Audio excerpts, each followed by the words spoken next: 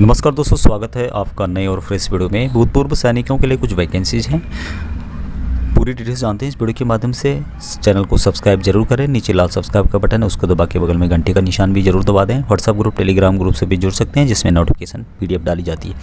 तो यहाँ पे जो वैकेंसीज है दोस्तों, सभी डीजीआर की तरफ से वैकेंसीज आई है और जो भी जेसीओआर हैं उनके लिए वैकेंसीज रखी गई है। एक एक करके वैकेंसीज की डिटेल्स जानते हैं। सबसे पहले vacancies bureau of India standard की तरफ से निकली है। ग्रुप सी की पोस्ट है, नॉन गजेटेड पोस्ट है। पोस्ट का नाम एस्टिमेटेड स्टेट मैनेजर रखा गया है। लेवल 2 की तनख्वाह दी जाएगी 5,200 रुपये से 20,200 बेसिक रखी गई है, 19,000 ग्रेड पे रखी गई है। उसके अलावा अदर अलाउंसेस भी दिए जाते हैं। एसेंशियल जो क्वालिफिकेशन रखा गया है, हाई स्कूल पास रखा गया है और डीजीआर के थ्रू अप्लाई करना होगा। 5 साल का सिक्योरिटी मैटर से रिलेटेड नॉलेज होना चाहिए। तो भूतपूर्व सैनिक जो भी हैं सभी को सिक्योरिटी से रिलेटेड जानकारी होती है।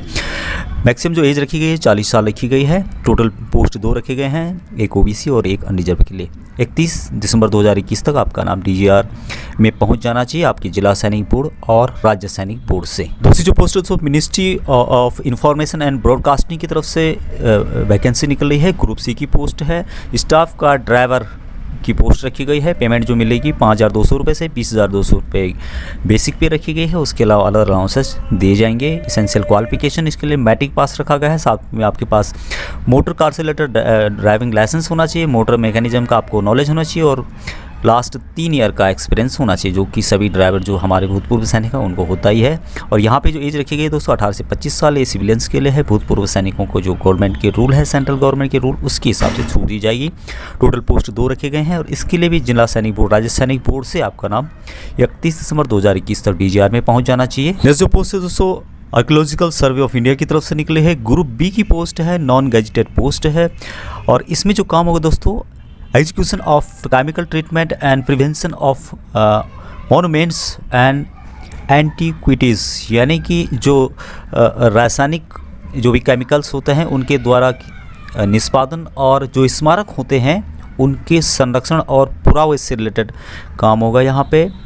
दूसरा जो है यहाँ पे जो काम होगा दोस्तों, collection of archaeological specimen and recording of data required for prevention and experiments, यानी कि जो पुरातात्विक नमूने होते हैं उनको एकत्र करना होगा और आवश्यक डाटा का रिकॉर्ड रखना होगा उसका, या और साथ में उसका संरक्षण तथा प्रयोग से रिलेटेड काम होगा। उसके अलावा carrying out analysis and prevention of technical reports, preparation of work estimate, verification and supervision of stores, इससे रिलेटेड यहाँ पे काम होगा। बाकी आप लोग यहाँ पे पढ़ सकते हैं। जो पेमेंट मिलेगी इसमें लेवल 6 की मिलेगी 35,400 रुपये से 1,12,400 रुपये।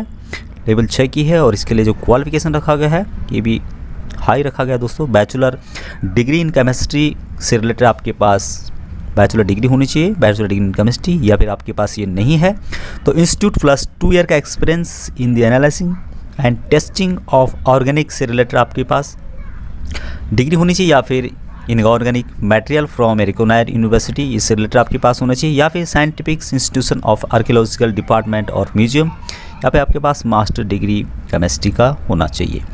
एज जो रखी गई है इसके लिए 30 साल रखी गई है। एज रिलैक्सेशन दिया जाएगा जो भी गवर्नमेंट के रूल हैं, सेंट्रल गवर्नमेंट के रूल है उसके हिसाब से। टोटल वैकेंसी 16 रखी गई है, जिसमें कि ईडब्ल्यूएस की 3 वैकेंसीज, ओबीसी की 8, एसटी की 2 और एससी की 4 वैकेंसी रखी गई है।